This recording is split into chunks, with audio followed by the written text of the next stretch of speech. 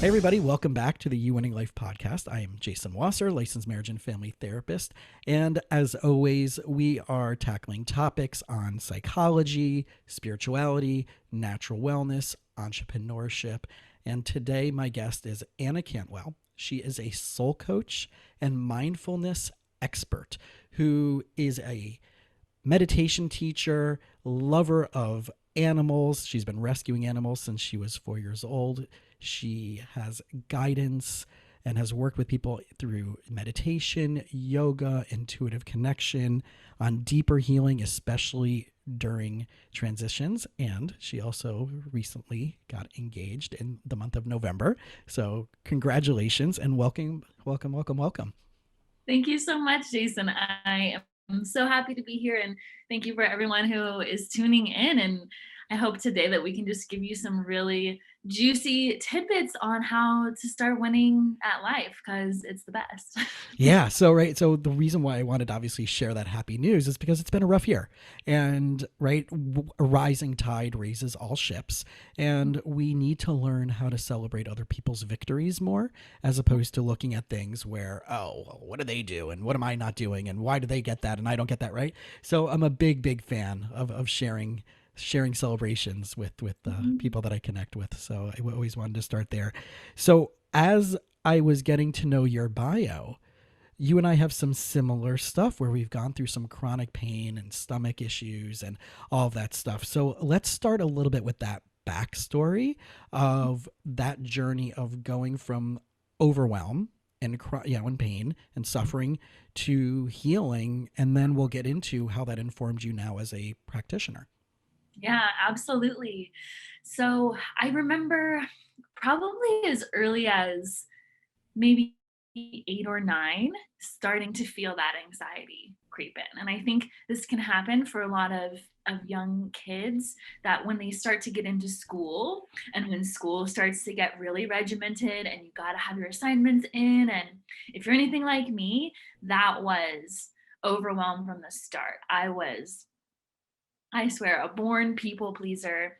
And all of a sudden, you're taking on all of these different agendas, all of these things that you have to be good at. And it just so happened that I was a really diligent student, that school was kind of my thing.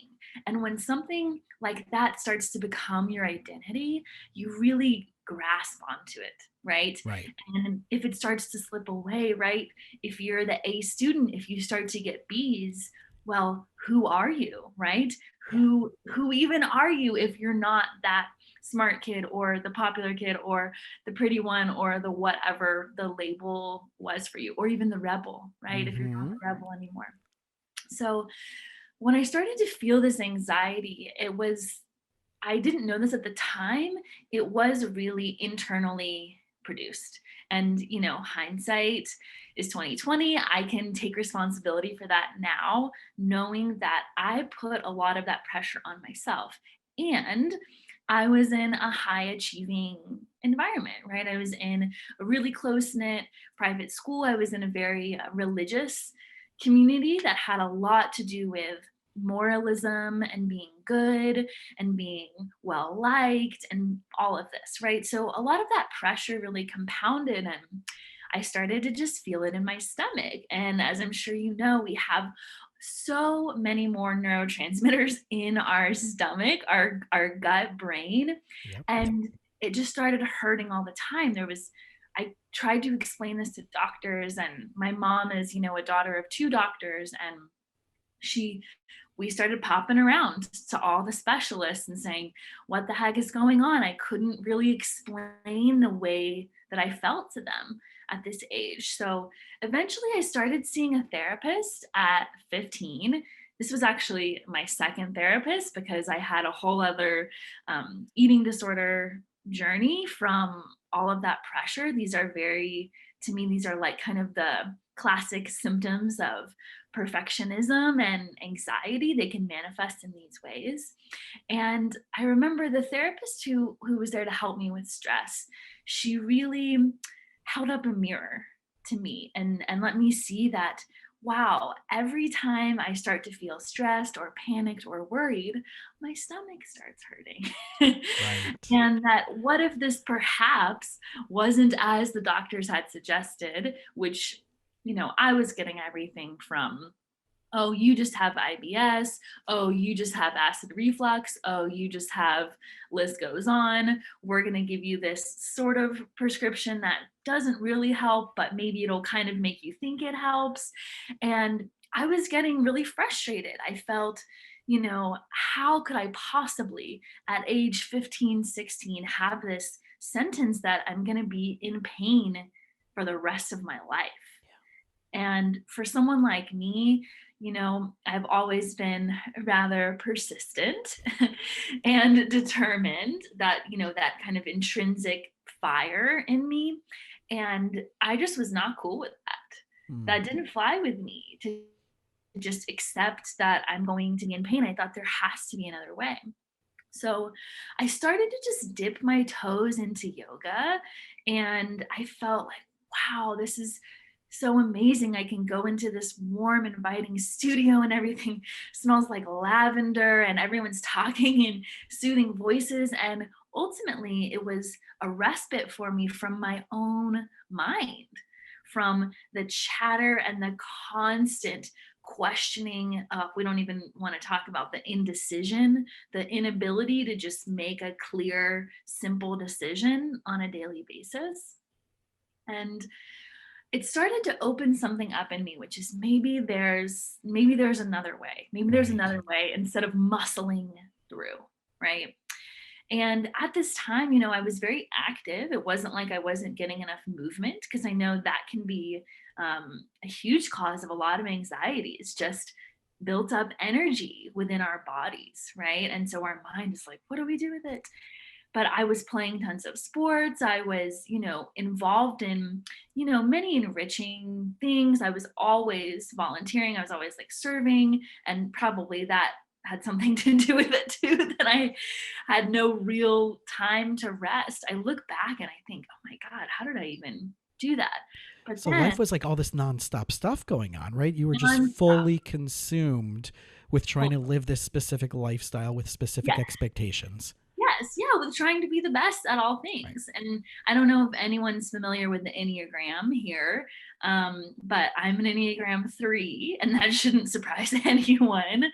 It's all about really the motivation to just achieve, which I want to highlight this is not a bad thing, right? In and of itself, it's not a bad thing to want a great life, to want to be your best. And I think that is also a huge part of what makes me great at what I do. It makes me a really great coach for people, and guide.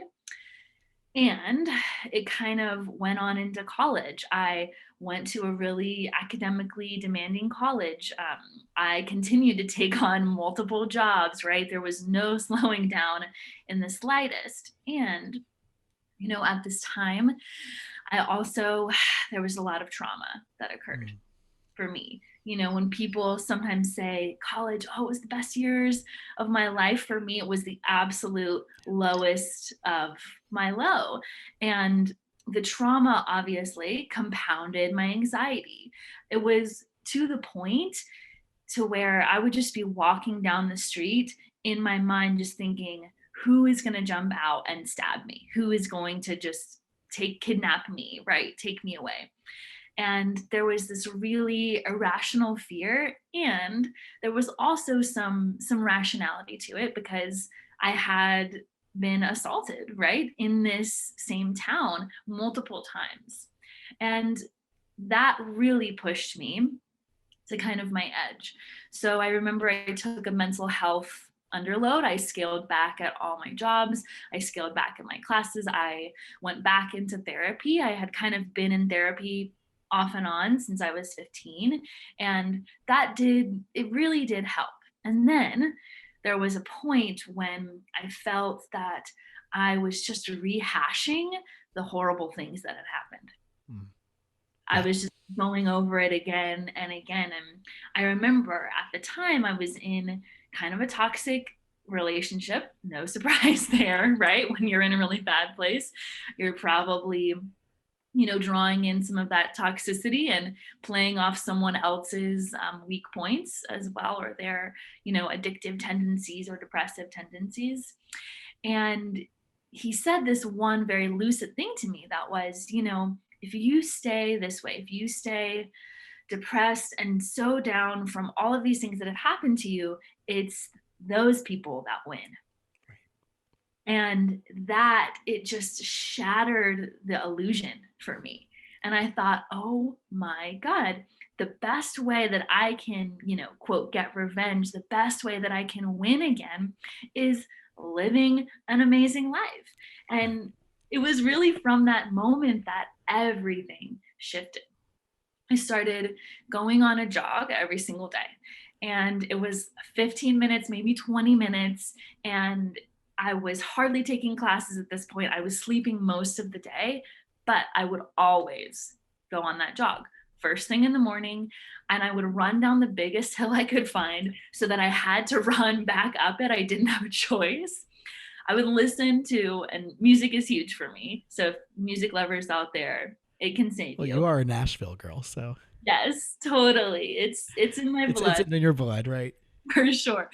I would listen to Roar by Katy Perry on repeat, and I would just think, they're going to hear me roar. Like, this is me winning at life again. This is me coming back into me, because even with the anxiety, even with the chronic pain, in my heart of hearts, I have always been joyful. I've always been attuned to happiness. I've always wanted to help people, right? I've always wanted to live a good life. And that was a huge turning point for me. So once I left there, I decided that I was going to be a teacher. I wanted to be a high school English teacher, and I still had the same tendency. Man, those patterns, they run. Oh, they're tough to hit, right? And I launched right into teaching high school full time in a low-income neighborhood in Houston, and took on a master's program at the same time because I'm crazy and that's just what I do. And it was that time that really, really showed me I needed yoga. I needed mindfulness, that those were essential in my life. And that if I wanted to really give what I had to give to the world, my gifts, my contribution, unique to me, that I had to work less, rest more, let myself be creative, and attune to my intuition. And once I started attuning to my intuition, I swear the stomach pain dissolved. It completely went away. And there was some supports with that, of course. When I did have pain, using other methods of pain relief, I completely cut out Advil. And that was totally ripping apart my stomach lining that I was prescribed by my doctor to take a ton of Advil, right. basically.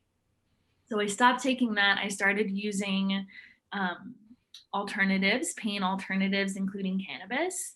At the time was really helpful. CBD was really helpful. And then the rest of the time, it was getting to know my intuition, getting to build a relationship with my inner being, and actually listening to her, actually doing the things that she said, this is good for you, this is enriching your life. So that point right there is so important, because you're having a conversation and a dialogue with yourself versus your mind, right? The monkey brain, as we can call it, right? Running rampant, taking control of our life, being stuck in old patterns, and moving into a proactive space instead of a reactive space. So there's a few things I kind of want to refresh on, because it's so good. And I want people to walk away with really understanding how powerful this process is, and how much each of us can actually do this in any aspect of our life that we're struggling in. Number one, you decided with intentionality, right? We can use mindfulness, but I like the word on top of mindfulness has to come with intentionality. I need to do this. This has to be done, but in a way that you're doing it, even though, like you said, I slept the rest of the day, I still had to do this. And you gave yourself permission, it sounds like, and you also gave yourself a side of compassion. Even if I sleep the whole day, I'm still going to run, right? Yes. So Yeah. that's huge. So I want people to hear that languaging very specifically. So there's a sentence structure, which I'm sure you're familiar with, that depending on which part of the sentence we start with, and if there's a yes or if there's a but at the end of the session, that automatically cuts off what happened Yes. first, right? So for people out there who are struggling, I want you to try practicing this thing.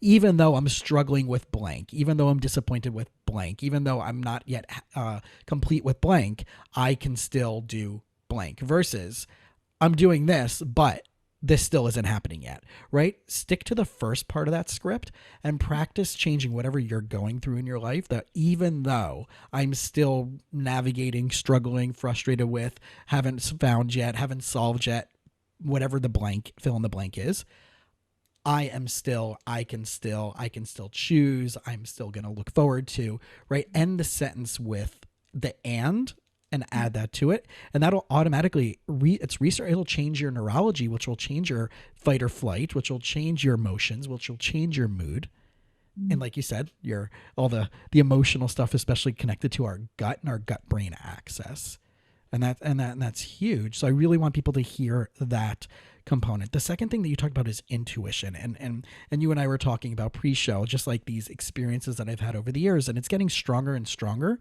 and more frequent. That about 7 years ago, like I started having dreams that were like actually foretelling something that was going on in my world that there was no way I would know. And what it taught me was I need to trust my gut. And those of us who have gut issues, who have chronic pain, stomach related type issues, a lot of that does come to, right? It comes back to trusting yourself, trusting your intuition, learning what's healthy, what's not healthy for you, Yeah. and then making those pivot changes based on that. Totally. And we're so quick to outsource our decisions. We're Yeah. so quick to do that. We're so quick to place our trust in, oh my God, a product or a brand or another, even strangers, right? Before we trust ourselves. So that's always my refrain is remember that before you place your trust in anything else, be able to really trust your own sense of what is best for you because you're the only person that has to wake up every single day in your body and live your life and go to your job and do all of the other things that you have to do. You're the only one that's going to be on the line for that. Right. So I'm sure many of our clients, right, my therapy and coaching clients and your coaching clients are sometimes stuck with, but I don't know who that person is. So, from my perspective, I'll start off with helping them compile a list of core values. In other words, every decision that you're going to make, if we run it through that list of core values, it's a binary yes or no, right? Do I do this? Do I not do it? It's not like, well, my emotions are saying this, and my family story is saying this, and my religious culture is saying this, and my gender and sexual, right? That's secondary to this because you still have to know how are you engaging the world. So a lot of times people say, that's great, I have these core values, but is it core values that I want to be or core values that I've already defined? I'm like, well, if it's the core values that you've already defined and you're sitting here in front of me, how is that not working out from you? So maybe we need to revamp that so we can get you to where you want to be, which is your ultimate potential. And your potential and your purpose comes together with that. So that would be the first step for clients working with me. What would you say from your side? Like, what would be the first step for you to like someone who's stuck with that? Always soul values from the get-go. We need to build a compass for your life. And the cool thing about soul values is, people often say, I need to find who I am. I need to discover who I am. I say, no, you don't. You need to choose it powerfully right now. And guess what? If it doesn't work out, if it's not what you want, choose again. Right. You get to choose again. And that these core values, these soul values, they're not set in stone for the rest of forever, right? I find that my soul values shift a lot of times in different seasons of my life, or they look differently. A huge one for me is adventure, and I know that I need that sense of adventure. Well, Last year, I was supposed to go to Machu Picchu, hike the Inca Trail. I was supposed to lead a retreat in Bali. Obviously, none of that happened. My adventure looked a little bit differently. It looked Right. like moving from LA, from the city, out into the high desert to Joshua Tree, which, spoiler alert, was a great decision. It looked like getting engaged to my best friend. It looked like, and I can't even believe I'm saying this, but going to Ohio twice to see him while he was quarantined, and just, going out on a limb and discovering that, my someone who had been my best friend for about a year, I was actually in love with. Yeah. So just because Which you is straight up adventure, right? It's that going yeah, out of the beaten path to try something different. So when it totally. does show up in different ways at different seasons, which is what I really want people to hear, but it's Yeah. also that risk taking that's coming from a core value, right? Risk. I don't want to challenge anybody to take a risk where it's not backed up by something that's meaningful Yeah. or even more so healthy to them. Totally. Totally. The intention. And then this is where kind of the mindfulness layer comes in for me, which is having the ultimate non attachment. When I was about to go see him in Ohio, I had no clue how he felt about me. I just knew one thing: I'm going to see my best friend for a couple of weeks. Like, of course, it's going to be an awesome time. I love him. We have a great time together. And in the back of my mind, I'm thinking, okay, I am in love with him. If he is not in love with me, that's okay. That's going to have to be okay. We're going to have a great time regardless. I can detach from that ultimate outcome, knowing that this is something that's aligned with who I am, Yeah. right? Taking a little bit of a risk, of course. And it was every moment worth it. And I can't imagine doing that differently So now. I'm going to ask a question that probably a lot of people are asking because there's people out there who have that unrequited love. They pine away for someone and they don't have the chutzpah to say something, right? They're afraid they're going to be rejected, they're going to be turned down, whatever it's going to be, right? So when you have this, right, in a way, it's a duality. You went out there completely holding no attachment. On the other side of the coin, you still had some level of intense emotions. At what point did you know in that dynamic that you needed to say something, or did you decide that you're going to wait and see until that person says something? Like, what was that little period of time? Because Mhm. my whole thing is, and I share this all the time, is my new perspective is what's the worst thing that can happen if you ask? And a lot of times people will say, well, they'll say no, right? That's where, and I'm like, actually, no, that's not true. Because if they say no, nothing changes.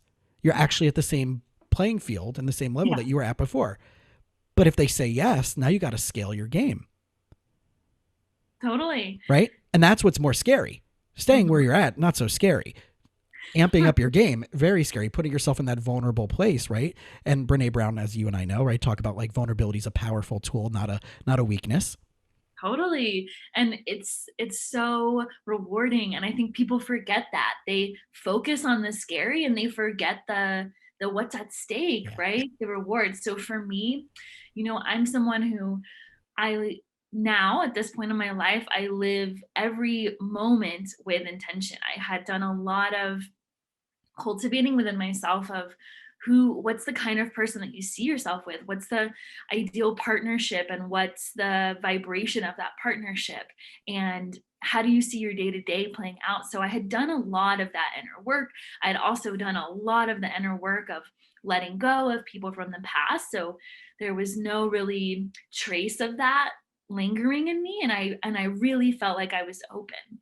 But ultimately what highlighted it for me the most was being in quarantine, totally alone for months in my apartment, not seeing anyone. Yeah. And there was a second where I felt, wow, Anna, okay, you've done it. You've proved it to yourself. You can be on your own. You can be totally satisfied on your own. You can have tons of fun on your own. You can have amazing, loving relationships on your own. Admit it to yourself. You want a life partner. You want a teammate for this ride.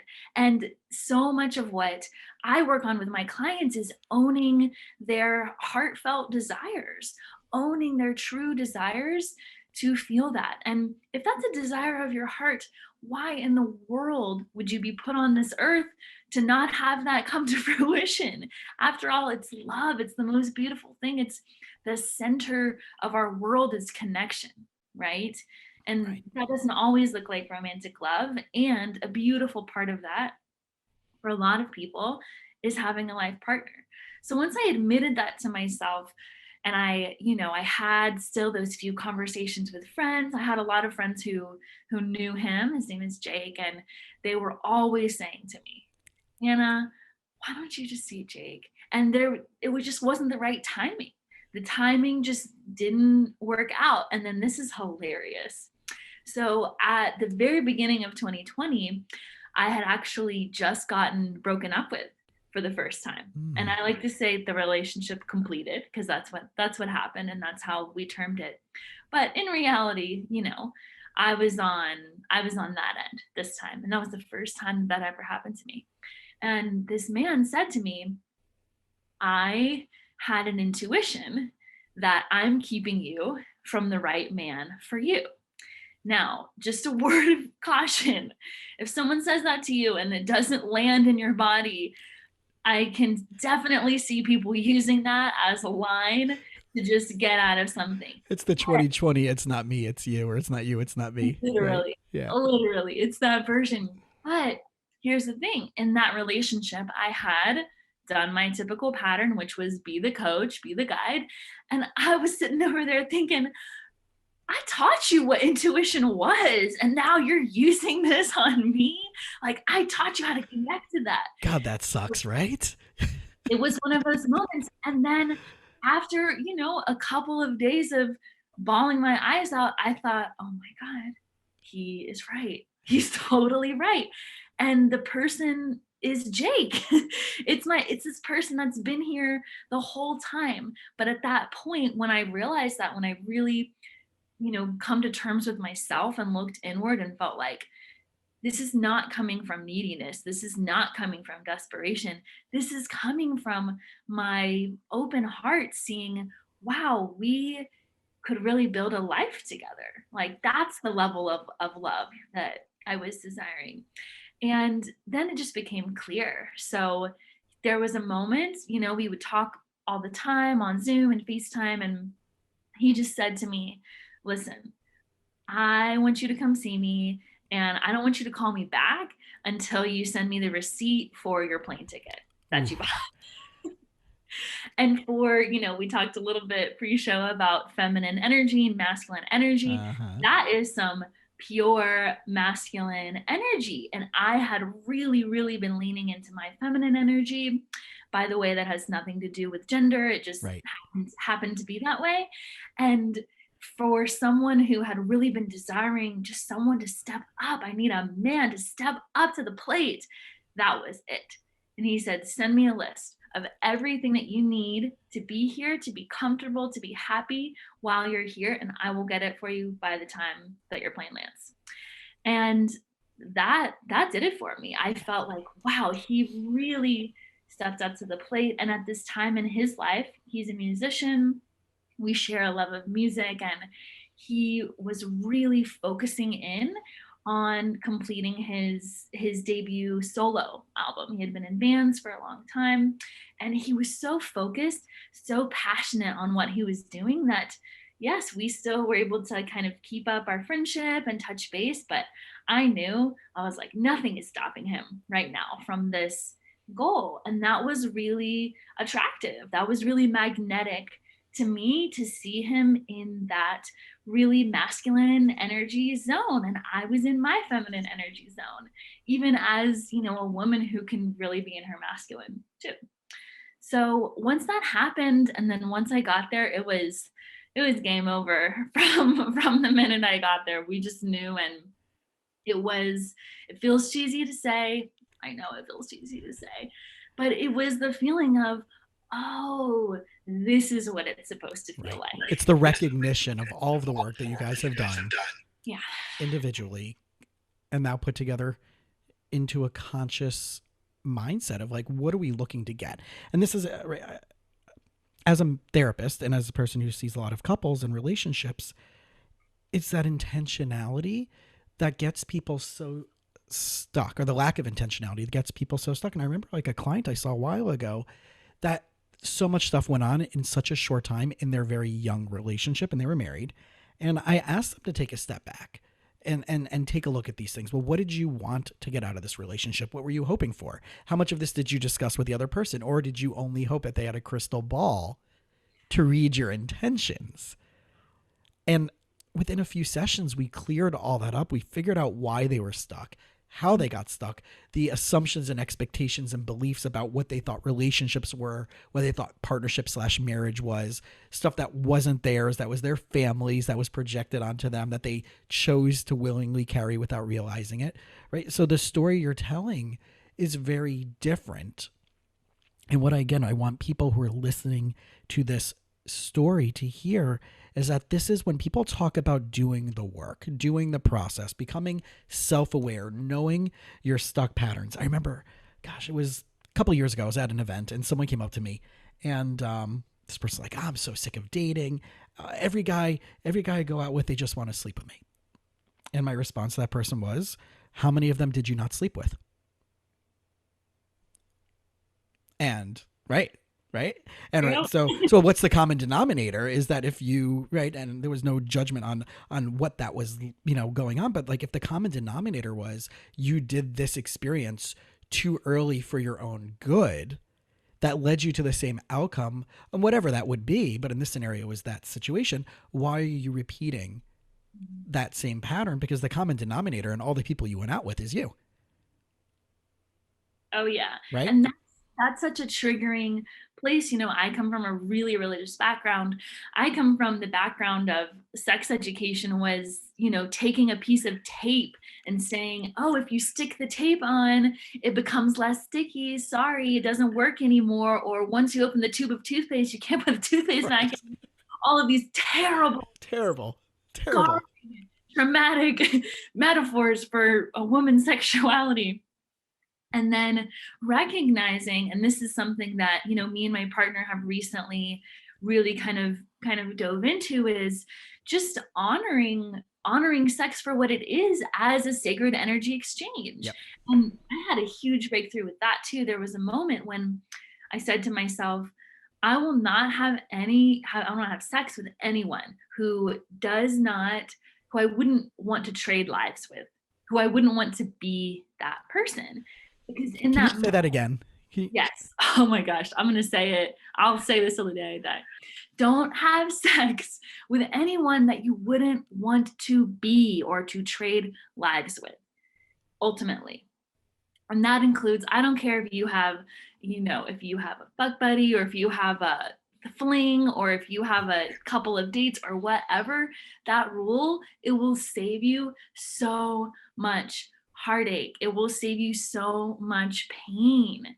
And there's also just an acknowledging that when that exchange of energy happens, it's powerful, not just on the woman's end. And there is some biology there that makes it a little more powerful for the ladies. So it's just something to be conscious of. Who do I want to be sharing my energy with? And for me, earlier in the dating process, it just became ruthless. There was a time when, I could tell really quickly within 1 or 2 dates, is this going anywhere? Because it's not in alignment with your ultimate goal, right? If your ultimate goal is to date a bunch of people, awesome. Right. Do that, but be clear about it. Exactly. Be clear about those intentions and what you have.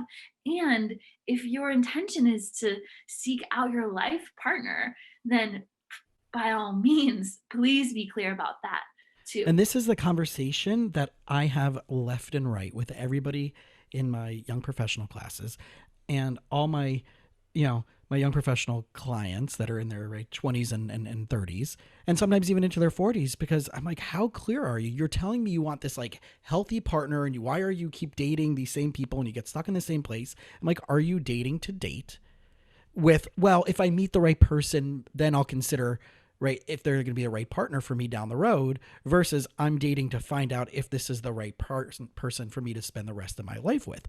Both are fine, but are you crystal clear on what you want? Because based on what you're deciding, your energy is going to be put out into the universe, into the rules of engagement are going to apply, and you can't be pissed off that you keep drawing these type of people into your life when you're giving out vague messages and you yourself are uncertain, or you're saying you want a super serious relationship that's going to lead you to a committed long-term relationship, and you're doing X, Y, and Z that is contradictory to that.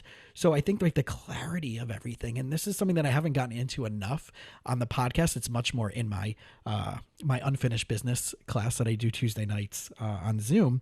But this transitionary period of understanding, and you went through that, and we've all gone through that at some level, of transitioning from a different developmental stage of, right, I have to give up experimenting with what I want if I decide I want something serious, is a false premise.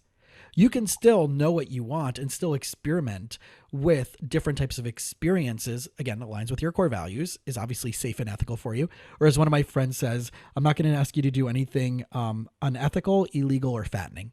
So it's right, it's a great way of putting it. But I really, again, like if you're listening and you're out there on this, right, and you're trying to find this relationship, many people out there already are in a relationship, but this still applies. How clear are you on the outcome of what you want, even in the relationship you're in? And are you taking the action steps and sharing that overtly versus waiting for the other person to get the hint, get the message, read your crystal ball? That's the toughest part. And I love, what you brought up about language. And like I said, I was an English teacher.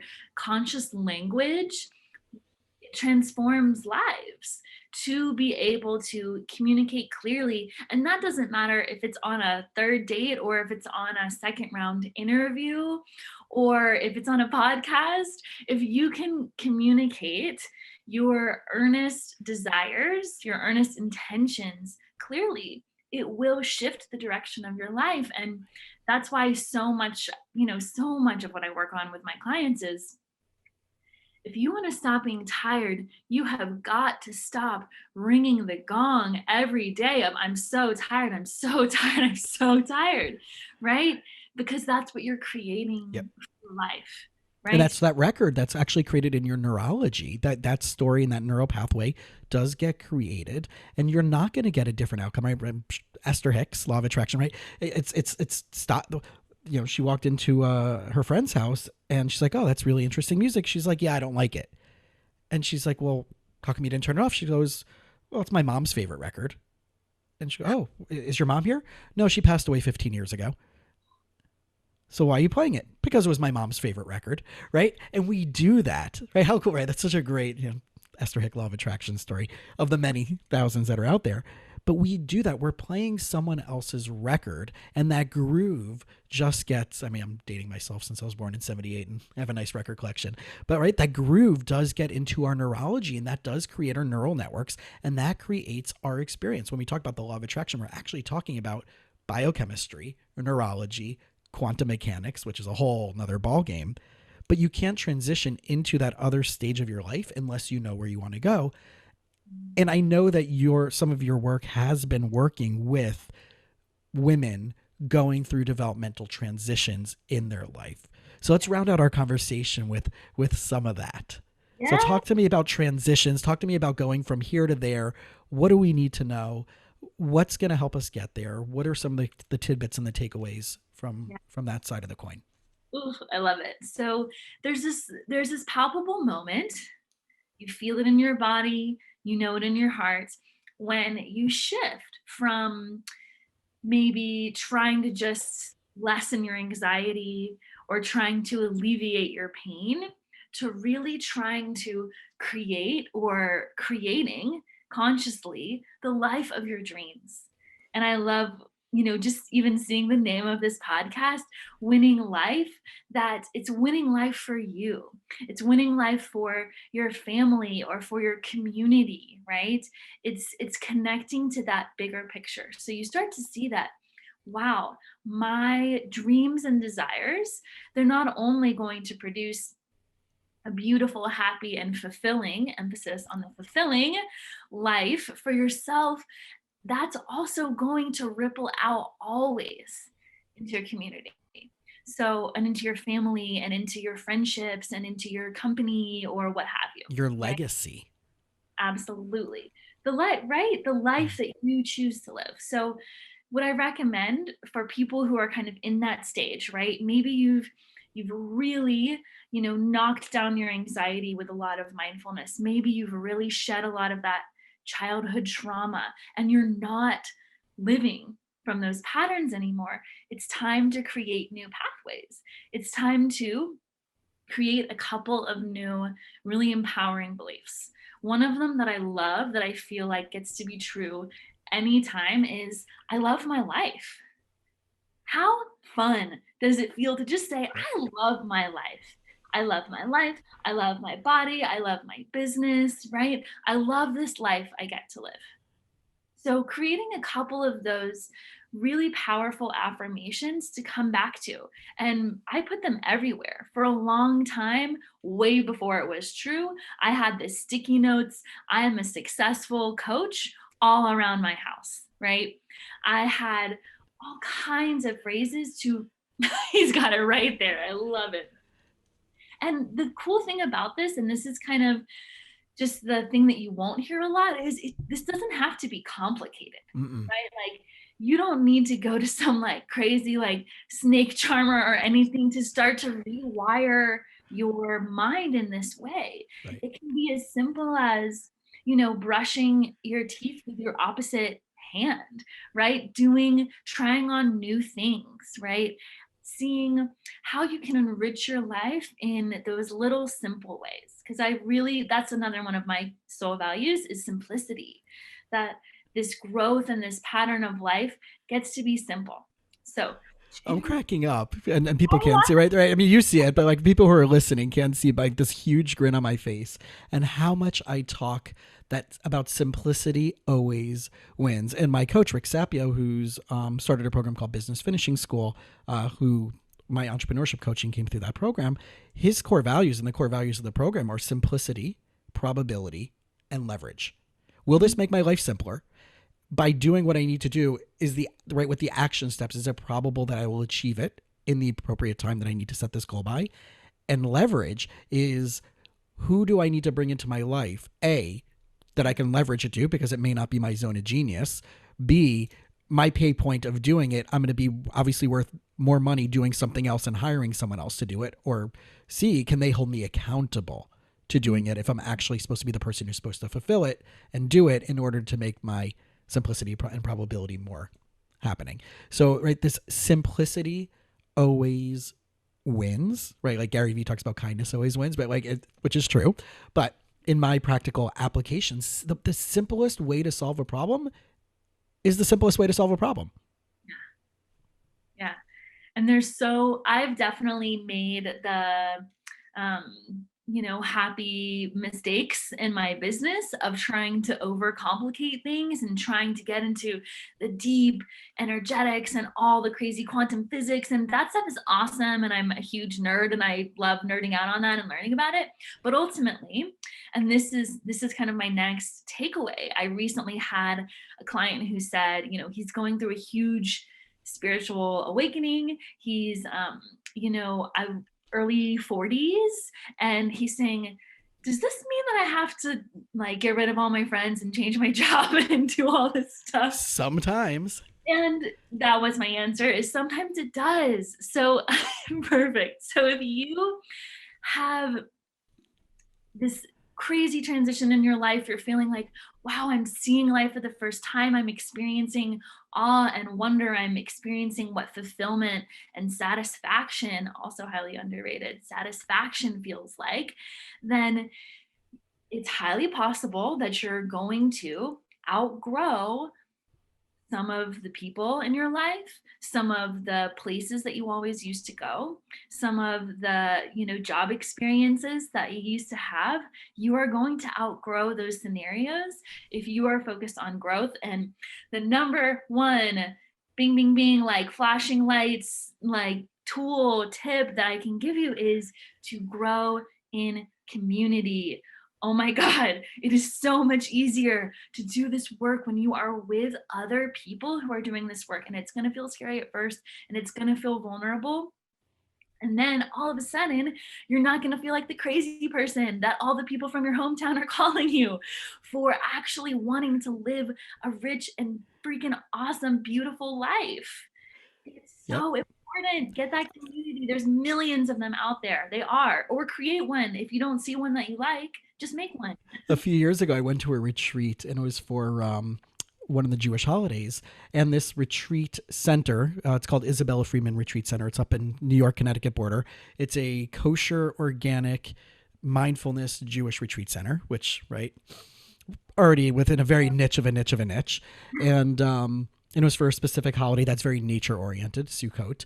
And you have all denominations from Hasidic to LGBT, trans, right? That community, from Reform, Conservative, all the different denominations, all choosing, self selecting to want to hang out together on this holiday, which is really cool because you have people who would never meet each other on a typical basis, but willingly being uncomfortable knowing that these are the type of people that they want to be with because they're not going to maybe get that in their own community. So it's again, like I said, it's a self-selecting group. And I remember calling my best friend who lives in Boulder, who gets this type of vibe, and is part of a community like that in Boulder, Colorado. And I remember saying to him before the holiday started, it was a Friday afternoon or something, and I go, I hope I fit in with all the other people who don't fit in. Odds are, yes. Right? Odds are. And it was an incredible weekend. And I had to realize consciously that this is my tribe and feel that I wasn't self disconnecting from this because it was so not what I was used to, but it's what I always wanted. And I was so not, I was familiar with it in theory and concept, but to immerse myself in that experience, I had to find a way to stay connective and stay mindful versus being like, okay, like maybe I don't belong or this is weird. And am I as weird as these people? Right. I'm being playful with the term weird, but like, right. It really is that powerful of finding community. And one of the things that, I really found even more powerful is that I wasn't getting this in South Florida. So pre-pandemic, I started giving classes to young professionals on specific topics. And then once a pandemic started, I started ramping it up. I'm like, no one else is doing this. No one else is doing like, Zoom 15-minute check-in calls with any, like, hey, here's the times available on my schedule. Here's a Calendly link. If you want a 15 minutes just to say hi, just to shoot the shit, here's what, and I did that for the first like 60 days of the pandemic because no one knew what the hell was going on back in March, April. So awesome. And it was just as good for me. Probably I would be selfish. It was definitely better for me sometimes. I know I'm sure it was good for others, but like, there was a selfish intention, but it was to uplift everybody. And I really strongly agree with creating community. And in order for this community to continue being created, I want everybody to pull out their phone. If you're driving, don't pull out your phone now. But I want you to go on Instagram and I want you to follow Anna. And you can go on Instagram and it's I am Anna Cantwell, Cantwell. And her website also is annacantwell.com. Check out some of the cool stuff she's doing. There's meditations, right? You have some musical meditations that you're now doing and working on. I do. Yeah. Actually, last year, that was a huge thing for me. I released an EP of songs to help you in a super fun way reprogram your subconscious beliefs. With things like everything is working out for me, right? Tuning into that, tuning into your own divinity, letting love win. That was the big one. Love definitely won last year for me and through that song. So just know that you get to choose your flavor. And I promise you, whatever like crazy wacky thing it feels like you're into, there's someone out there who is also into it, who wants to connect over it. And even if you just have a story, I want to hear them. I want to know what you're working through right now, what you're spiritually growing through, what cool new ways you're tapping to your intuition through, and honestly just how we can connect because we need it more than ever right now. Awesome. So for everybody else out there also listening, if you haven't yet subscribed to this show, please do so. And if even more so, you would be gracious enough, right? We're not doing any sponsors. Just leave us a written review on iTunes. That helps us get in front of more people. And right. And if this episode speaks to you, or if you know someone who would, you probably know someone who's going to benefit from hearing this conversation that Anna and I just had, please send it along to them. And connect with them and say, hey, this is some really powerful stuff, and I want you to hear this, because this is the way that we can create our community. And if you haven't also yet followed on Instagram, You Winning Life, and obviously you can reach out to me on all the social media. You guys know how to track me down. It's pretty simple at this point. But Anna, again, congratulations. I am so glad that we connected. And the way we connected was through Podbooker, which happens to be who I happen to meet the person, Daniel, who runs the site, who happens to we have like, I don't know, 80 friends in common. What? And it's so crazy, right? This whole little network that's now being, facilitated just by one person having an idea to create a community for people in the podcast community to connect. So, Genius. Yeah. Genius. So again, congratulations. Thank you so much for just this conversation and connecting.